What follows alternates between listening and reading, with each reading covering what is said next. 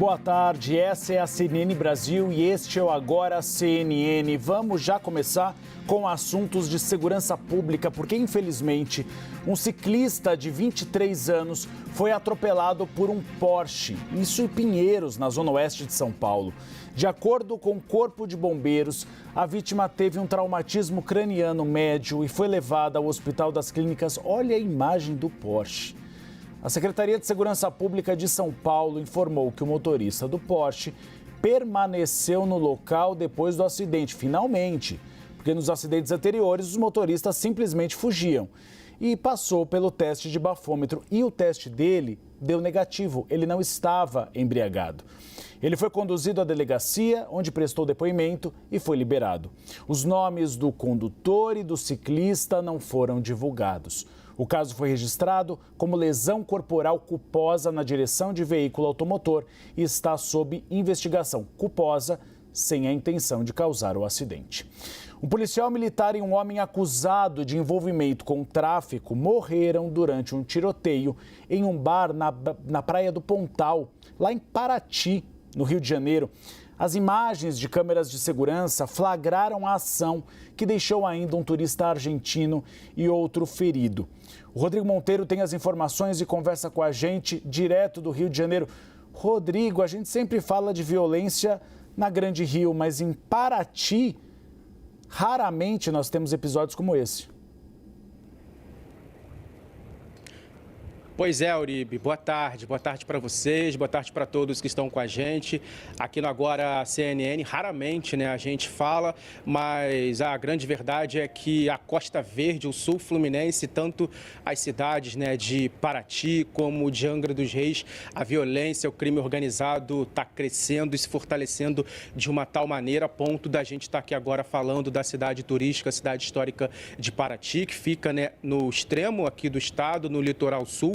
Uma cidade turística conhecida por muitas pessoas que acabamos de registrar, de ver aí essas cenas registradas por câmeras de segurança na madrugada de ontem, do sábado, quando criminosos na Praia do Pontal chegaram fortemente armados com fuzis em um bar, um quiosque que fica ali a mais ou menos a 500 metros do centro histórico da cidade de Paraty e efetuam vários disparos. Eles atiram pelo menos 30 vezes. O quiosque estava cheio, como é possível a gente perceber nessas imagens, na ação desses bandidos que depois também saem, continuam atirando, algumas pessoas se jogam no chão, muita gente sai correndo, tentando se proteger. Duas pessoas morreram, entre elas um policial militar que estava de folga e o outro, que é um turista argentino. Uma outra pessoa também foi levada para o hospital, junto com outro policial também que estava de folga. A polícia já está analisando algumas câmeras de segurança, fazendo também algumas buscas, ouvindo testemunhos. O delegado comentou, inclusive, que não descarta nesse momento nenhuma linha de investigação, mas a principal linha de investigação é de um acerto de contas de facções rivais, que atuam na cidade de Paraty.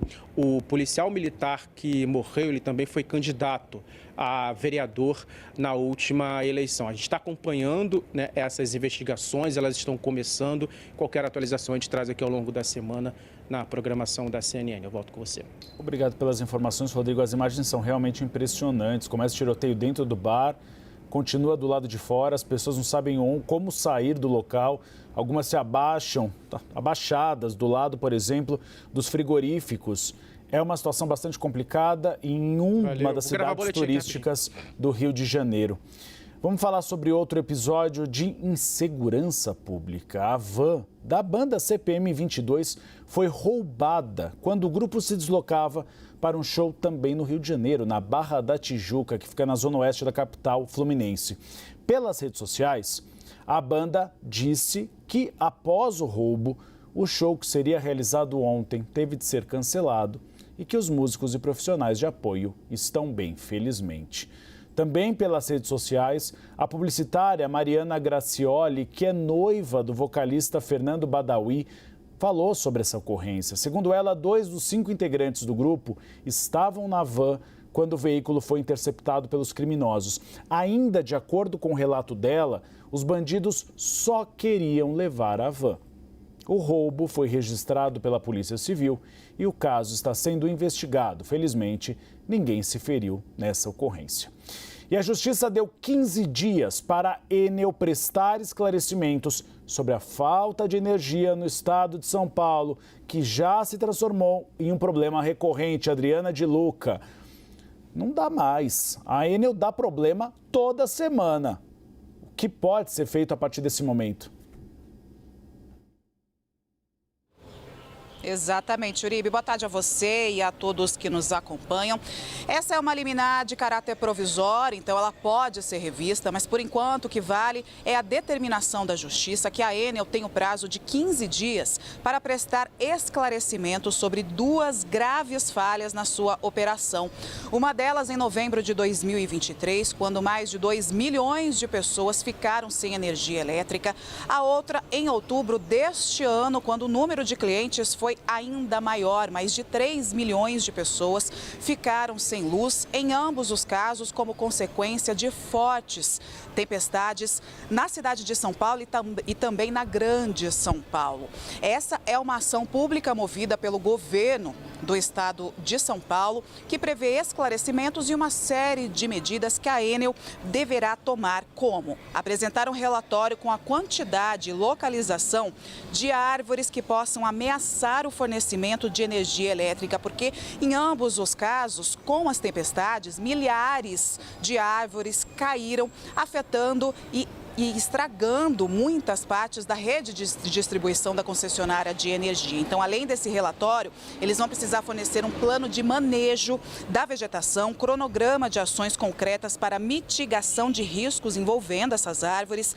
Além disso, a Enel terá que disponibilizar uma série de informações relativas à cidade de São Paulo em tempo real, a Arcesp, com dados sobre interrupções no fornecimento de energia, reclamações, equipes para o atendimento emergencial, tempo médio de atendimento, número de clientes prioritários, como no caso de hospitais e escolas, e qual é o tempo na fila de atendimento. Então, é uma ação que prevê esclarecimentos sobre as 2 grandes falhas e também uma série de medidas para evitar novos problemas, porque, vocês sabem, a gente está entrando na época do verão e toda vez que chove muito aqui em São Paulo, a gente enfrenta muitos problemas, geralmente por causa da falta de energia elétrica. Nessas 2 grandes tempestades, a gente teve rajadas de vento históricas. A gente espera que esse verão não aconteça a mesma coisa, mas o governo do estado está preocupado porque vocês lembram, vocês acompanharam aqui na programação da CNN o drama das pessoas que ficaram dias e dias sem energia elétrica, empresários que tiveram muitos prejuízos por conta dessa falta de luz. Então há uma preocupação para que isso não ocorra novamente, principalmente em relação à vegetação. Por isso, essa ação pede aí um remanejo e um manejo, na verdade, das árvores da cidade de São Paulo e também da Grande São Paulo. Uribe, volto com você. Puxão de orelha também para o serviço público para podar as árvores direito, para que não aconteça mais o que tem ocorrido todo o verão, das árvores caindo e interrompendo o fluxo de energia para várias casas na capital paulista e no estado de São Paulo. Adriana de Luca, obrigado pelas informações. Vamos olhar para o pacote de gastos, porque vocês lembram, ontem teve uma reunião do presidente Lula com os chefes das Forças Armadas para discutir a reestruturação da carreira militar. Pois bem, mas teve aí uma torta de climão. A Marinha do Brasil divulgou um vídeo em que compara a carreira na Força à vida dos civis. O material, preparado para ser exibido hoje durante uma cerimônia na Praça dos Três Poderes, acontece em meio às mudanças propostas pelo governo federal aos militares no pacote de corte de gastos. O vídeo, que seria um recado à equipe econômica de Lula, principalmente a Fernanda Haddad, ministro da Fazenda, intercala imagens de integrantes da Marinha trabalhando em algumas situações extremas com pessoas se divertindo em festas, em reuniões de família e em momentos de lazer. Ao final do vídeo que vocês estão assistindo agora, a narração termina com a frase seguinte, abre aspas, privilégios, interrogação, vem para a Marinha, fecha aspas. A ideia seria justamente mostrar que a carreira militar tem peculiaridades e privações que não podem ser comparadas aos profissionais civis. Recado, então, dado ao ministro Fernando Haddad. Os militares brasileiros vão ter 7 anos para se adequar à nova regra da idade mínima para entrar na reserva. Reserva é chamada aposentadoria nas Forças Armadas. Essa é uma apuração da Jussara Soares, nossa analista de política, e é o resultado de uma reunião que foi promovida ontem pelo presidente Lula com os chefes das Forças Armadas. O governo federal decidiu manter o prazo até 2032, que seria o prazo para que haja um período, então, de evolução nesse projeto. E a Thaisa Medeiros traz os detalhes para a gente. Após uma reunião que aconteceu no Palácio da Alvorada no sábado, ficou mantido que os militares terão 7 anos a partir de 2025 para se adequarem à nova regra da idade mínima para passarem para a reserva. A partir de 2032, eles terão que cumprir os 55 anos para deixarem a ativa. Até lá, todos os que estão próximos de passarem para a reserva, que é a aposentadoria das forças, terão que pagar um pedágio de 9% para completar o tempo de serviço. A mudança na regra faz parte do pacote de ajuste fiscal apresentado pelo ministro da Fazenda, Fernando Haddad. Na reunião aqui no Alvorada, os comandantes explicaram ao presidente o impacto da adoção da idade mínima para a carreira. O objetivo é evitar uma quebra muito grande no fluxo de carreira, também determinado pelo tempo máximo de permanência. A criação da idade mínima e a regra de transição vão estar em um projeto de lei enviado ao Congresso pelo governo. Porém, alguns pontos específicos vão estar em legislação interna das forças. A reunião de ontem foi pedida pelo próprio presidente Lula para entender a visão dos militares sobre esse corte de gastos. A reunião durou cerca de 2 horas e vieram o general Tomás Paiva do Exército, o almirante Marcos Olsen da Marinha e o brigadeiro Marcelo Damasceno da Força Aérea Brasileira. Os ministérios da Defesa e da Fazenda discutem uma fórmula que mescle tempo de serviço que está em vigor com a idade mínima criada a partir do pacote de revisão fiscal. Esse ministério deve alcançar 4 bilhões de cortes em 2 anos e o número representa menos de 1% do total de 71,9 bilhões a serem cortados até 2026. Eu trago o bastidor dessa reunião. Conversei hoje com o ministro da Defesa, José Múcio Monteiro. E ele me disse que depois dessa reunião de ontem, Lula se comprometeu a discutir com o ministro Fernando Haddad a reestruturação da carreira militar, ou seja, o que exatamente a Jussara Soares apurou. José Múcio Monteiro me contou que nessa reunião não foi tratado outro assunto, ou seja, nada que tenha, por exemplo, relação com o inquérito golpista no país, mas que ficou preso nessa questão da reestruturação. E ele foi muito claro, ele disse havia muitas dúvidas, era necessário conversar. Os militares, segundo ele, não estão muito preocupados com a regra final, mas com a transição, porque matematicamente a conta não fecha. Então, eles queriam explicar ao presidente que maneira poderia ser realizado. E aí a Jussara traz que a idade mínima de 55 anos vai ficar para 2032 e até lá você tem aquele pedágio, aquele período de transição para que os generais consigam ascender na carreira. Porque com a idade mínima, muitos desses generais não conseguiriam chegar ao topo. Eles teriam de passar para a reserva antes. E aí você não tem aquele critério de mérito, porque um general, para passar para uma categoria maior, para mandar, a gente pode dizer assim, naqueles outros generais que estão em um patamar inferior, ele precisa ser mais velho. Então, isso encurtaria boa parte da carreira de alguns militares. Ele me disse que todos saíram felizes da reunião, tudo fechado, tudo certo. E agora, Fernando Haddad se reúne com Luiz Inácio Lula da Silva para fechar essa proposta. E a expectativa é que essa reunião seja nessa semana e o envio do projeto ao Congresso Nacional o mais rápido possível. Porque acaba o recesso parlamentar no dia 22. Tem muito projeto para ser votado. Se não for votado até o dia 22, fica apenas para o ano que vem. Vamos olhar para o cenário internacional, mas também com um olhar no Brasil, porque o Reino Unido deportou mais de 600 brasileiros em 3 voos secretos entre agosto e setembro desse ano. Essa notícia é destaque no site da CNN Brasil. A gente ouve muito falar, os Estados Unidos estão deportando brasileiros. Mas a gente vê que o Reino Unido também em voos secretos, sem informar realmente para a opinião pública. Essa informação é uma descoberta do jornal britânico The Observer. A reportagem destaca que o Reino Unido nunca deportou tantos imigrantes de uma mesma nacionalidade em uma operação desse porte. Foram 629 pessoas enviadas ao Brasil em 3 voos logo nos primeiros meses de governo do primeiro-ministro trabalhista Keir Starmer, trabalhista de centro-esquerda. Entre elas, mais de 100 crianças. O jornal afirma que os voos foram classificados como voluntários e provavelmente incluem pessoas que ultrapassaram o prazo de permanência dos vistos que são concedidos pelo Reino Unido. Em resposta à CNN, o Itamaraty confirmou os voos, mas diz que não se trata de deportação, e sim de um programa de retorno voluntário que envolveu companhias aéreas comerciais. E eu trago mais bastidor. É domingo, meu querido, mas a gente também apura. Vocês viram a repercussão ontem, enquanto Donald Trump publicou nas redes sociais uma ameaça aos países dos BRICS. Pois bem, eu fui ao governo brasileiro entender. O presidente Lula vai responder, o Palácio do Itamaraty também. O que eu descobri? Que o governo brasileiro vai evitar um confronto com o presidente Donald Trump sobre essa ameaça. Qual foi a ameaça de Donald Trump?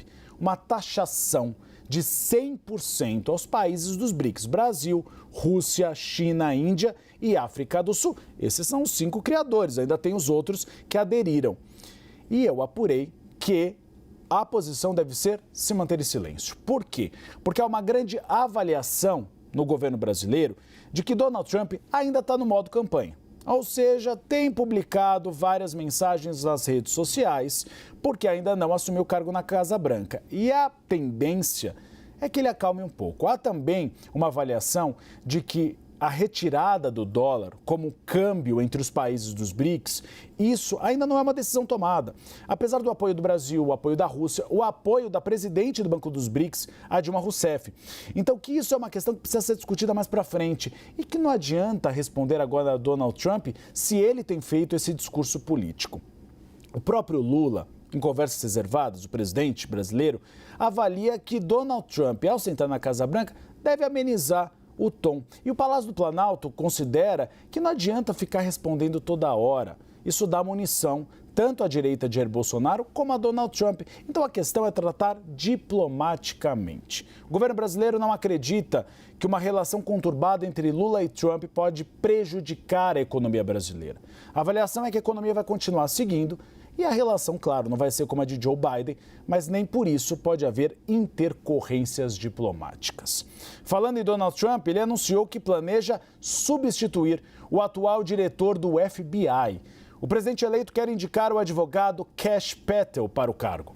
Ele trabalhou na área de segurança nacional no primeiro mandato de Trump e é considerado um aliado leal do republicano. Em um comunicado, Trump disse que Patel é um advogado brilhante e investigador que passou a carreira expondo a corrupção e defendendo o povo americano. O atual diretor do FBI, que foi indicado por Trump em 2017, ainda tem 3 anos restantes no cargo e teria que renunciar ou ser demitido. Analistas da CNN apontaram a possibilidade da nomeação de um novo diretor do FBI enfrentar resistência no processo de aprovação no Senado Federal. É muito próximo com o que acontece no Brasil. Nessas indicações, você precisa que a Casa Legislativa acabe dando respaldo à decisão do presidente. A gente vai para um rápido intervalo agora e, na sequência, a gente te mostra a expectativa do mercado financeiro amanhã, depois do dólar bater o recorde nominal histórico em 6 anos. O mercado financeiro acha que os pronunciamentos de Arthur Lira e de Rodrigo Pacheco devem fazer o dólar cair. Volto na sequência.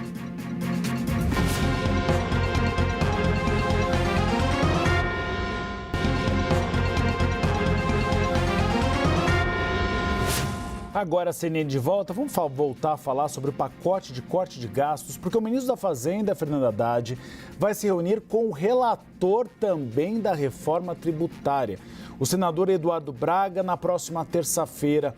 E o Elijonas Maia está aqui para contar para a gente. Elijonas, seja bem-vindo ao Agora CNN. em frente ao Palácio da Alvorada. Depois você conta pra gente se o presidente Lula teve alguma atividade hoje. Já me disseram que ele fez uma caminhada matinal.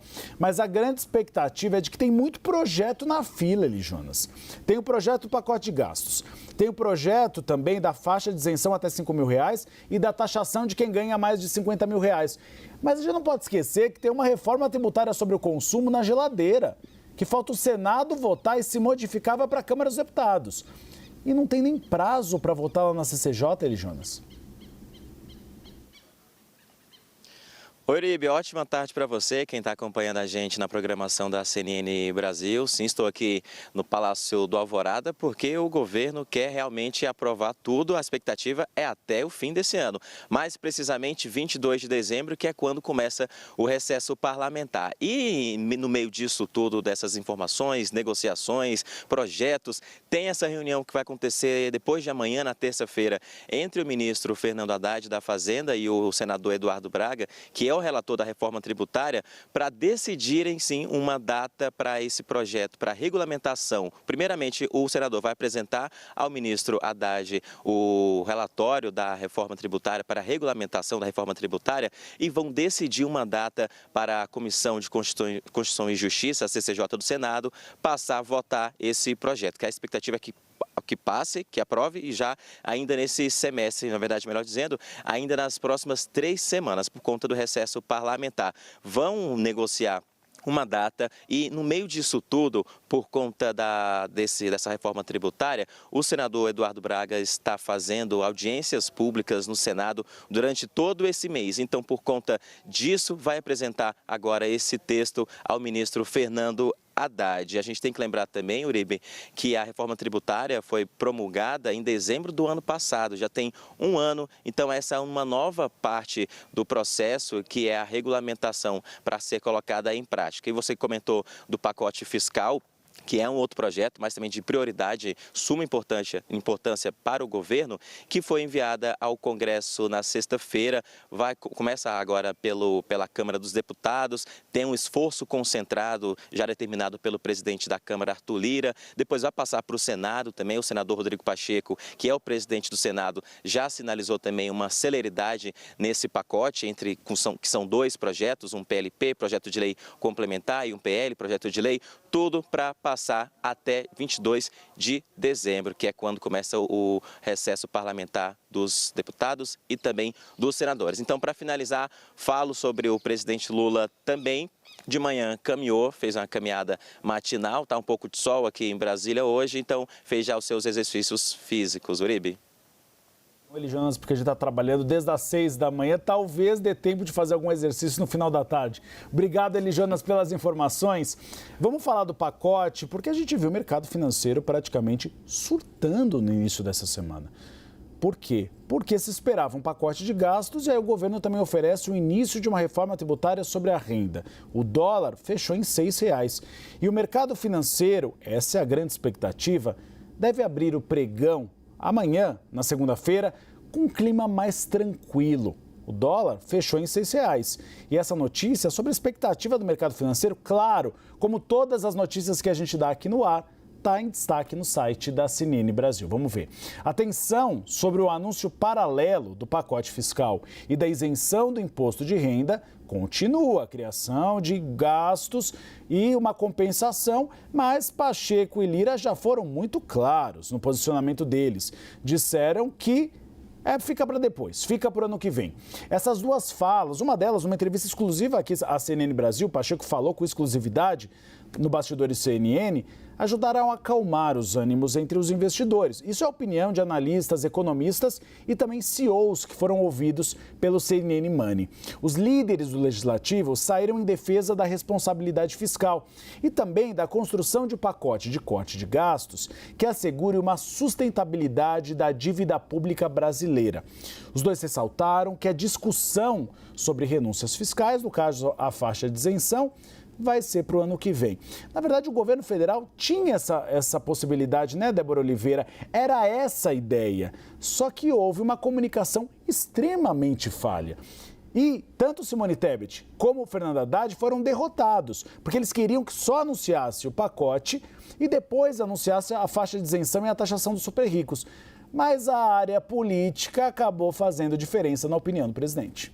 Foi o que pesou bastante. Boa tarde para você, meu querido Uribe, para todo mundo que está nos acompanhando. Foi o que pesou bastante o fato do governo ter cedido para essa ala política e não ter prestado um pouco mais de atenção nessa necessidade, nesse cumprimento, nessa responsabilidade quanto à questão fiscal, que era o preciso no momento. Ou seja, tem horas que não dá para poder a gente misturar as duas coisas e essa é a avaliação do mercado. Esse não era o momento, esse não era o time para misturar essas duas coisas da forma como foi feita, trazendo então a maior preocupação do governo em agradar politicamente, em olhar para 2026, do que qualquer coisa, do que realmente garantir a saúde do arcabouço fiscal. Essa é a primeira leitura. A gente só conseguiu ver o dólar aliviando um pouco mais na sexta-feira depois das falas dos presidentes das casas, o Rodrigo Pacheco, do Arthur Lira, porque se tem uma linguagem que o Congresso entende, viu, Uribe, é quando você fala do dólar, do câmbio, que está alto. E aí isso eles conseguem compreender bem com uma leitura de percepção positiva ou negativa e o dólar passando da casa dos R$6 e essa chancela vai ficar ainda assim, vai ser levada para o presidente Lula depois de tudo o que aconteceu. Essa leitura de urgência em fazer alguma coisa para poder acalmar os ânimos trouxe então essa fala do Senado, também do Rodrigo Pacheco e também do Arthur Lira. E por causa dessa fala, não por causa do pacote anunciado, não por causa de nenhum posicionamento do governo, é que a gente pode ver uma abertura do mercado mais tranquila na segunda-feira, ou seja, amanhã, replicando o que a gente viu no finalzinho do pregão dessa sexta. Agora eu lembro para você, viu, Uribe, que lá atrás, quando começou essa novela do pacote do corte de gastos, da expectativa pelo anúncio, o dólar estava no patamar de 5,70. Não faz muito tempo, eu estou falando de pouco mais de um mês atrás, que foi quando isso aconteceu. Ou seja, a gente subiu muito, houve uma desvalorização do real muito grande, o que acabou fazendo com que esse dólar chegasse nesse patamar. E se a gente não tiver nenhuma outra novidade ou fala que caia realmente como ruim nesse momento por parte do governo, que não seja nada como vias de esclarecer e de saber separar essas duas coisas agora, aí sim a gente pode pegar muito mais a interpretação do que o próprio Congresso disse, de que vai até colocar celeridade para poder aprovar esse pacote, mas nas medidas que são relacionadas ao corte, à contenção de despesas e não a reoneração ou a nenhum benefício a mais que seja colocado nesse momento. Pelo menos foram essas as promessas do Arthur Lira, inclusive na semana passada, e é isso que pode acalmar no início dessa manhã o dólar, o câmbio, logo no período do início das negociações. É claro que eu vou estar lá no CNN Money trazendo essa repercussão do mercado também, essa abertura dos negócios nessa segunda-feira e de olho de qual que vai ser a interpretação do mercado nessa segunda, depois de tudo que aconteceu nessa semana passada. Débora que não dorme, porque ela acorda às 4, 5 horas da manhã para estar na abertura do mercado e com todas as informações fresquinhas.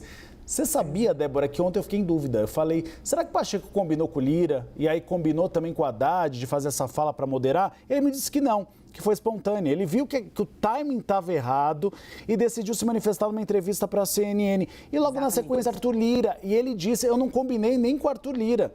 Os dois perceberam que o timing estava errado e a equipe econômica acabou saindo derrotada. Porque, Débora, é também falta de perspectiva de marketing e de comunicação.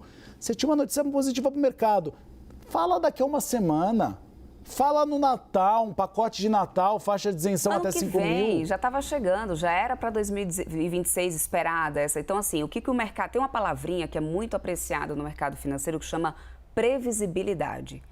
A previsibilidade era que se tivesse agora uma discussão sobre corte de gastos e não sobre aumentar qualquer tipo de despesa para o governo. Esse é o grande problema. E como eu falei para você, Uribe, quando a gente começa a falar de dólar subindo e nos patamares como estão agora, lá no Congresso, a galera entende essa... Se a gente chegar e disser assim, olha, porque a curva de juros está representando isso, ele vai olhar, não vai... Mas se ver o câmbio do jeito que está, isso com certeza vai pesar, porque é a clara leitura da má percepção, ou seja, de como isso foi tão mal recebido realmente. Então, por isso, esse posicionamento que no não foi nada combinado, como você muito bem falou. Também fiquei sabendo desses bastidores agora, que foi o que acabou acalmando realmente o mercado no finalzinho do dia. E, de novo, não pelo posicionamento do governo, porque por isso o estresse poderia continuar, viu, Uribe? E não só no mercado aqui no Brasil. Eu estou falando também de negociação, por exemplo, da Bolsa Brasileira lá fora.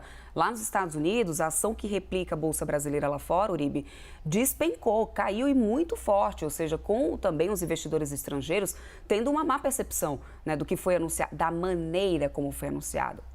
Essa é a questão.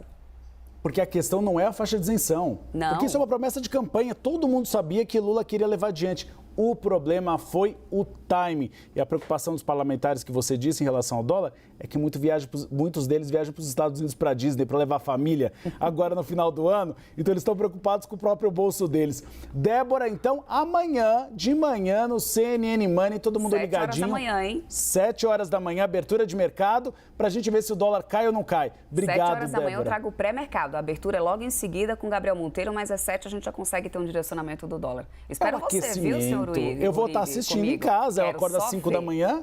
Acordo às 5 da manhã, já vou assisti-la. Obrigado, tá bom, Débora. Até mais. Tchau, tchau. Vamos continuar com esse assunto, porque em entrevista à CNN, o ex-ministro da Fazenda, Maílson da Nóbrega, disse que a isenção do imposto de renda para quem ganha até R$5 mil por mês merecia, na visão dele, um debate um pouquinho mais amplo. Está sendo discutida no mundo inteiro. Tem um mínimo que tem que pagar. Então, os números estão variando, não sei qual é que vai prevalecer, mas fala em 7,5%, fala em 10%, e não tem nada de complicado em fazer isso. É como imposto de renda hoje. Como é imposto de renda hoje? Você calcula o seu imposto, né? E diz, olha, suponhamos, você tem que pagar 100.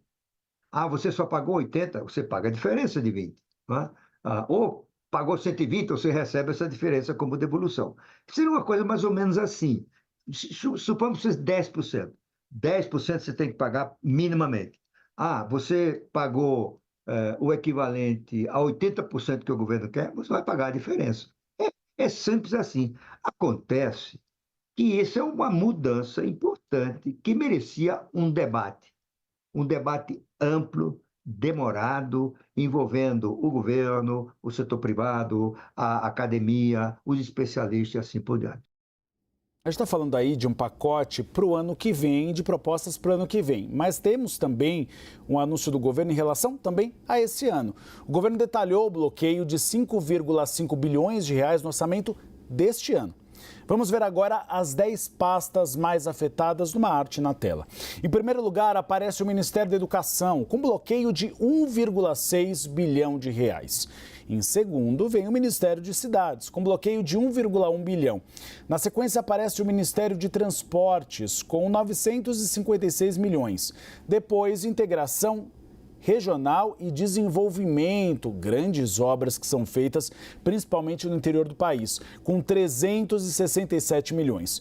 O Ministério do Desenvolvimento e Assistência Social, que é responsável pelo Bolsa Família, teve um bloqueio de 271 milhões. O de Portos e Aeroportos, na sequência, 214 milhões. Agricultura e Pecuária, 213 milhões. Defesa, 186 milhões. E o de Previdência Social, Aposentadoria, INSS, BPC, 120 milhões. E, por fim, o Ministério do Desenvolvimento Agrário e Agricultura Familiar, responsável, por exemplo, pela reforma agrária, teve um bloqueio de 117 milhões.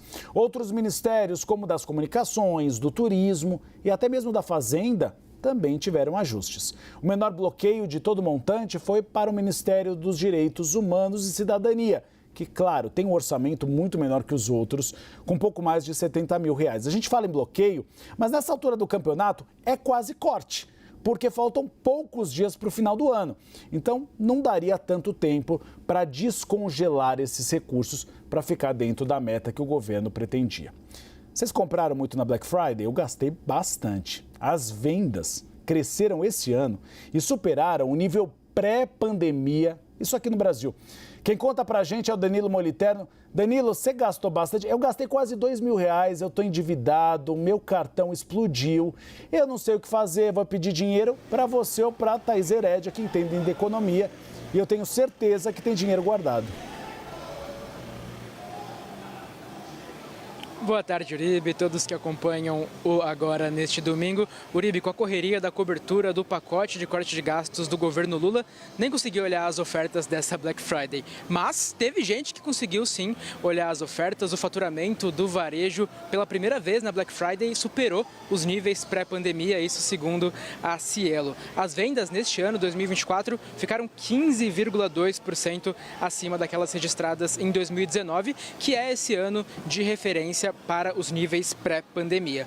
Segundo a Cielo, Uribe, a principal razão para essa alta significativa é exatamente o fato de que no dia da Black Friday foi pago o 13º, a gente sabe bem disso, e também benefícios como vales. Essa coincidência desses benefícios e do 13º ser pago exatamente no dia da Black Friday, segundo a Cielo, impulsionou essas vendas e permitiu que houvesse essa alta significativa em relação aos níveis pré-pandemia. Mas vamos aos detalhes deste dado. Em relação ao ano passado, a alta foi de 16,1%, segundo a Cielo. E aí eu relembro que os dias de referência são a última sexta-feira, dia 29 de novembro deste ano, em relação ao dia 24 de novembro de 2023, que foi a Black Friday do ano passado.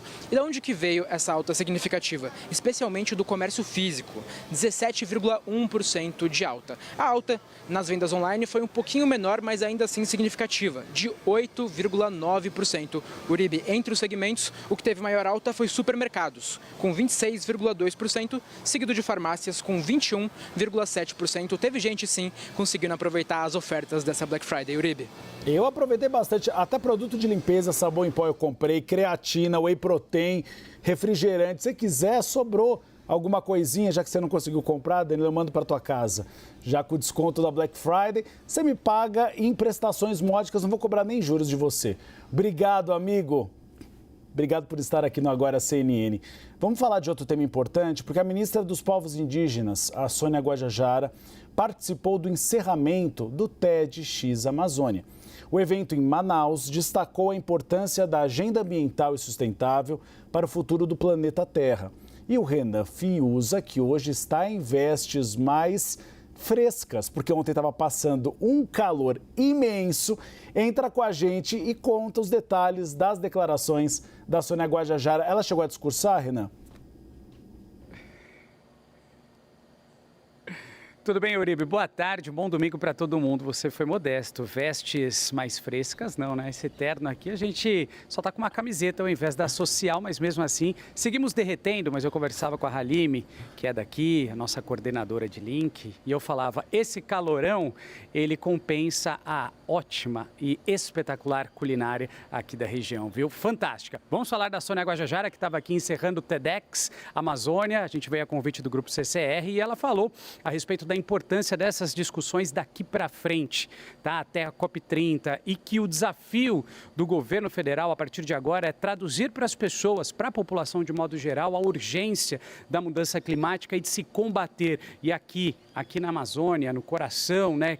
Tanto a ministra quanto também todos que palestraram e discursaram falaram da importância de levar para a população a necessidade de preservar a floresta viva e, sobretudo, encontrar outros meios, né, para que a gente consiga mitigar, adaptar e consiga, com certeza, manter essa nossa elevação, né, da temperatura em até 1,5 graus, ou seja, essa é a grande meta que foi discutida em Baku, no Azerbaijão, na COP29, e agora a grande responsabilidade fica para Belém, a COP30. Inclusive, a própria ministra falou, olha, a responsabilidade do Brasil é grande, a gente sabe do tamanho da necessidade, né, dessa discussão e, sobretudo, de como o Brasil vai ter que enfrentar todas essas mudanças e conseguir avançar nessa agenda climática, algo que ficou muito, segundo ela, defasado ali na COP29, e agora é a grande responsabilidade. Aliás, ela mencionou que o governo federal tem também atuado junto ali, né, de outras nações como um grande articulador. Ela mencionou o papel relevante do Brasil nessas discussões e, sobretudo, falou, somos e temos de estar na vanguarda nessa liderança, e aí discutindo com todas as nações a melhor maneira da gente conseguir fazer com que o planeta respire e continue respirando da melhor maneira. Quando a gente fala respirando, é claro, dentro ali, né, de toda essa movimentação, quando a gente fala de mudanças climáticas, e é claro que a gente precisa enxergar da melhor maneira tudo que vem acontecendo e combater. Não é fácil, a gente sabe, mas é preciso combater, uma vez que as mudanças climáticas, segundo ela, vieram para ficar, estão aí, são parte presente de muitas realidades, né? Onde não se existia seca aqui no Brasil, tem seca, onde não chovia, está chovendo muito, enfim, tudo isso não é só algo que acontece aqui no Brasil, e sim no mundo. Então é o momento do Brasil estar à frente nessa liderança da agenda climática. Então a gente está aqui acompanhando, encerramento já foi, e eu convido vocês a ouvirem e acompanharem um trecho do que disse a ministra Sônia Guajajara. Vamos ver. Empurraram essa responsabilidade para o Brasil para decidir sobre o tamanho o valor que precisa ser acordado pelos países mais ricos, né, para se implementar medidas que possam reduzir essas emissões, né? Então, de fato, Belém traz aí uma grande expectativa, não só no Brasil, mas para o mundo inteiro. Mas também o mundo está se movimentando para chegar aqui, né? E a gente precisa utilizar também de toda essa vontade e curiosidade que o mundo está para chegar aqui, para a gente falar sobre a Amazônia, falar sobre o que é a Amazônia. O presidente Lula já tem falado muito, né, que o mundo sempre falou pela Amazônia, agora é a hora da Amazônia falar para o mundo. É hora da Amazônia falar para o mundo. E os efeitos do aquecimento global estão em toda parte. A gente vai para um rápido intervalo, mas a gente vai contar que carros são arrastados e ficam empilhados após um temporal na Grécia. A Grécia que está sofrendo os efeitos do aquecimento global. A gente volta já.